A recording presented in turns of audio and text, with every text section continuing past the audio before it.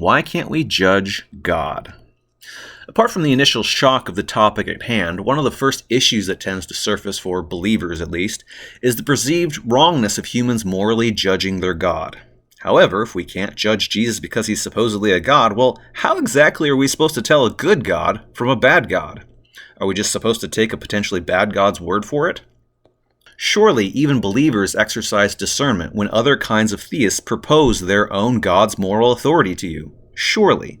And surely you notice and are completely unimpressed when other believers from other theistic religions haven't bothered to evaluate the quality content of their supposed God's moral commands and instead merely take it for granted.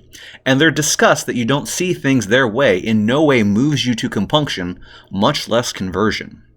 And surely, if a theist from another theism insists to you that they just know that they have the correct religious sensibilities because their deity has supposedly informed them directly in some mystical way, you still insist they have a second thought anyway because you know very well that their religious confidence can still be very easily misbegotten. Basic skepticism of a Christian's own theistic morality should not be very hard to sympathize with to at least some degree, one would think. Being fair. I imagine the very idea behind this book rubs the majority of Christians the wrong way, regardless of the contents. In my experience, many Christians are just unwilling to touch the topic. But is that really fair? I mean, if it feels wrong, perhaps it shouldn't feel so wrong. Please consider the following.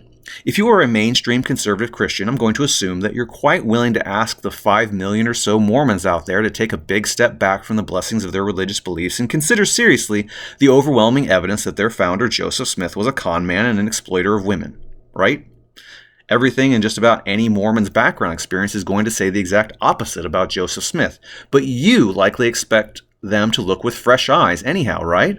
Ignore their burning in the bosom evidence testifying to the truth of Mormonism. Ignore all their childhood feelings of security that the religion brought them.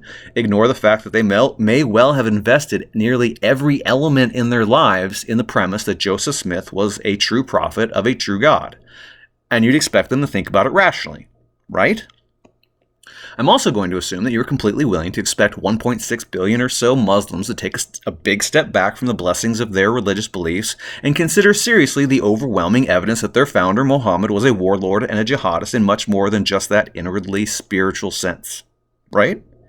Everything in just about any Muslim's background experience is going to say the exact opposite about Muhammad, but you expect them to look with fresh eyes anyhow, right? Ignore all their childhood feelings of security that the religion brought them. Ignore the fact they may well have invested nearly every element of their lives in the premise that Muhammad was a true prophet of the one true Allah. And you'd expect them to think about it rationally, right? And I'm going to assume that you're willing to ask the billions of Hindus and Buddhists out there to similarly reevaluate what they've taken to heart throughout their lives, not to mention every contrary sect of Christianity that you believe to be heretical, and of course atheists, agnostics, and apatheists. Apatheists are people indifferent to the issue of theism. These latter groups of people generally have little to no experience needing any divine authority in their lives. And I'm going to assume, as a mainstream Christian, that you believe in the golden rule. Ask only of others what you would ask of yourself.